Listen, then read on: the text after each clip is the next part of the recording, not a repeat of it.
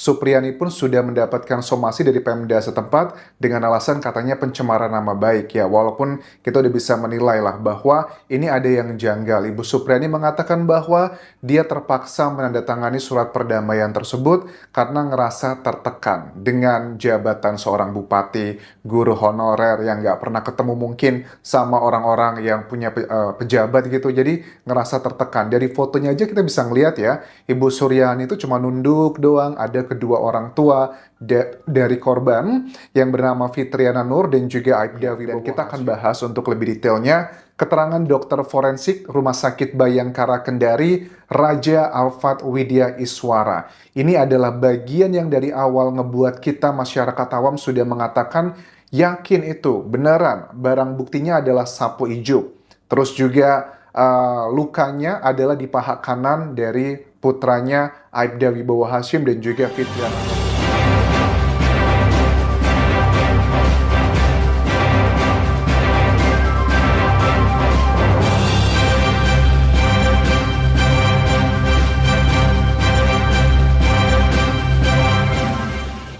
Assalamualaikum warahmatullahi wabarakatuh.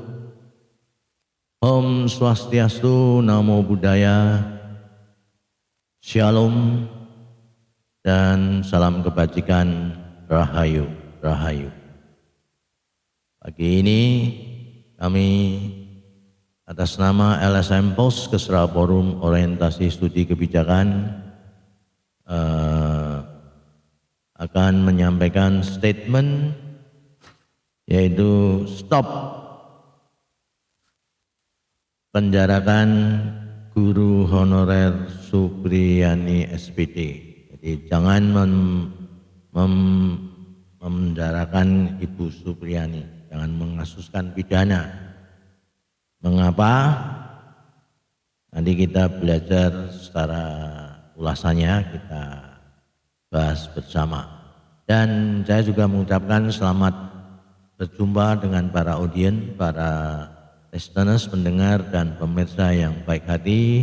Doa kami pagi ini supaya kalian sehat, bahagia dan penuh semangat dan umur panjang. Baiklah, kami akan meneruskan stop penjarakan guru honorer Supriyani SPD Sarjana Pendidikan. Mengapa? Dalam sidang yang sudah berlangsung, dalam persidangan kasus Ibu Supriyani dalam kota Konawe Selatan, Kecamatan Baito, yaitu menghadirkan saksi ahli yaitu dokter forensik Raja Alfatah Widya Iswara dari Rumah Sakit Bayangkara Kendari. Ini ada kemajuan bahwa visum yang lama itu dari dokter umum dan proses pengambilan visum itu harusnya laporan dulu pada kepolisian dan baru visum menyusul. Kalau itu tidak, visum sudah dibawa oleh pihak pelapor dan itu harusnya bukan wewenangnya. Visum itu yang memenang mengambil adalah serse bagian penyidik. Dan juga dari pengambilan barang bukti itu juga terbalik.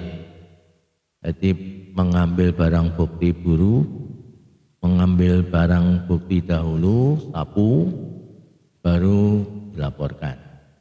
Ya, ini juga terbalik, harusnya dilaporkan dulu, kemudian ada tim penyidik memberikan surat surat perintah menyita, baru barang bukti dihadirkan. Ini dalam prosedur hukum tidak pas. Dan menurut dokter forensik dari setelah itu Raja Alfah Widya Iswara dari Rumah Sakit Bayangkara Kendari menyatakan bahwa luka anak korban yang bernama Dava dari anak Bapak Aibda Wibowo Hasim bukan karena Sapu Supriyani. Nah ini, jadi kita lebih mempercayai pada dokter forensik yang ahlinya dia sekolah dan bergelar, dan dia juga mengetahui alasan itu, mengambil kesimpulan dan tahu ilmu hukum juga. Nah itulah hasil dari Dr.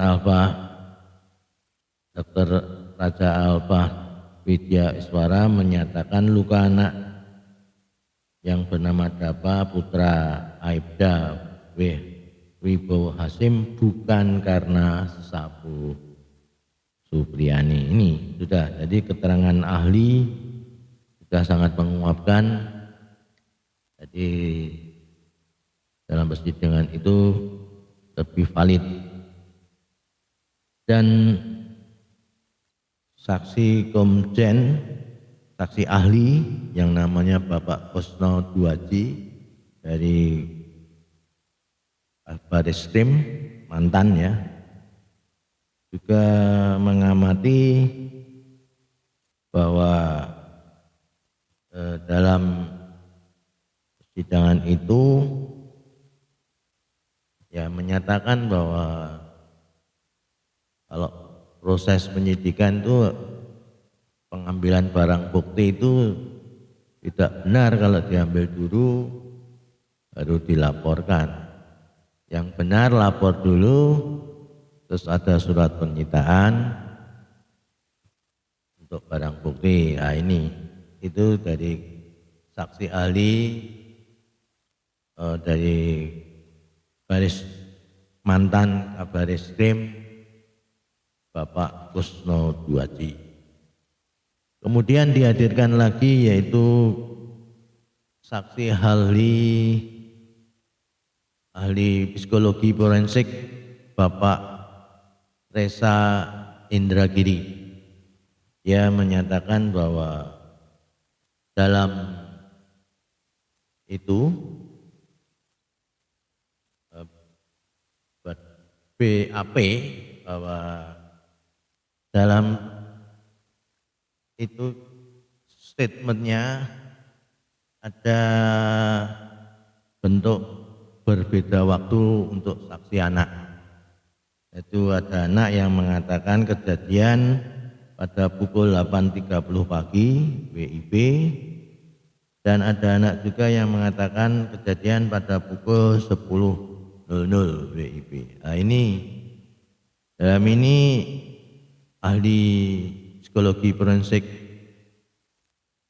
Bapak Resa Indragiri menyatakan ini suatu kejanggalan,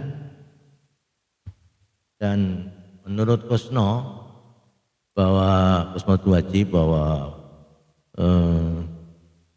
saksi anak itu hanya sebuah keterangan saja, tapi tidak bisa menjadi saksi yang sebenarnya karena anak tidak bisa disumpah dan anak masih di bawah umur 18 tahun. Nah, dari keterangan-keterangan itu sudah kami bisa menyimpulkan bahwa dalam sistem oriented justice system, suatu pengadilan yang sistematis itu ada 4 aspek, yaitu saksi, bukti, pengakuan, dan saksi ahli, tunjuk ahli. Nah, dalam hal itu secara pengakuan Ibu Supriyani itu sudah jelas tidak mengakui itu perbuatannya, dan saat itu Ibu Supriyani mengajar di kelas 1B pada tanggal 24 April 2024, dan guru kelas 1A Ibu Lilis pada tanggal 24 April 2024, dan keduanya mengajar saat itu. Kalau Bu Lilis mengajar di kelas 1A, Bu Supriyani mengajar di kelas B. Pada yang dituduhkan yang dianiaya oleh Ibu Supriani itu kelas 1A yang bernama Dapa. Nah ini tidak cocok lagi dengan situasi itu. Yang kedua, saat itu kejadian tidak ada orang yang melihat. Artinya tidak bisa menjadi saksi. Jadi orang yang menjadi saksi itu harus melihat, mendengar, merasakan sesuai KUHP. Nah ini tidak ada. Jadi dalam TKP itu jelas tidak ada yang melihat, tidak ada saksi. Kemudian dalam pengakuan Ibu Supriani tidak mengaku. Dan dalam bukti secara forensik dan bukti secara SCI (Scientific Crime Investigation) yang masuk akal secara sains juga tidak ada. Jadi kasus Supriani SPD yang dituduhkan telah menganiaya dan memukul dengan samu oleh anak yang bernama Dapa ini tidak bisa dituduhkan. Karena apa? Buktinya tidak ada, saksinya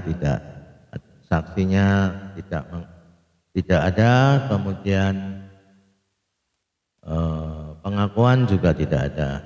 Padahal dalam persidangan hakim itu bisa memutuskan suatu perkara harus ada minimal 2 alat bukti, kalau tidak ya bisa kena sanksi kalau mau memutuskan. Nah ini pasal 183, 184. Jadi hakim bisa memutuskan suatu perkara bila ada 2 alat bukti. Ini alat bukti tidak ada, dan secara ahli oleh dokter Raja Al-Fatah dari rumah sakit Bayangkara Kendari mengatakan bahwa alat bukti yang dianggap luka pada anak Dapa, anak Aibda WH itu bukan karena sapu. Nah ini sudah kuat. Jadi dalam oriented justice system sudah tidak pas.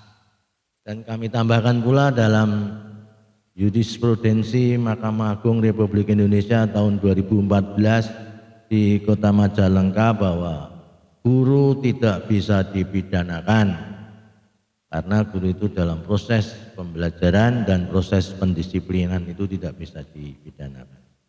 Nah, kami seyakin-yakinnya bahwa Guru Supriani tidak bisa dipenjarakan. Stop penjarakan guru honorer Supriani. Demikian statement kami.